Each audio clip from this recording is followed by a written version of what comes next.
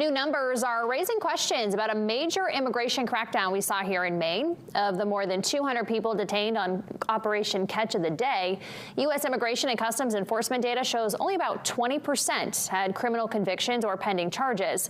Now, the data comes from the Deportation Data Project, which analyzes data from ICE. However, a spokesperson for DHS says law enforcement is targeting the, quote, worst of the worst nationwide. Every person arrested throughout the duration of the operation was put into one of three categories in the data set.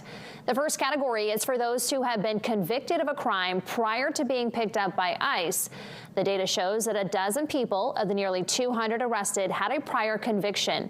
More than 24 of those detained fall into the second category, which labels those who had pending criminal charges when they were detained.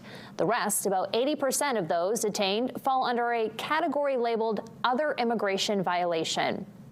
So I think when you kind of drill down into these, like the majority of people who've been arrested in Maine, as in Minneapolis, as in Los Angeles, have been people that are going about their lives and are being arrested while at their homes and at their businesses.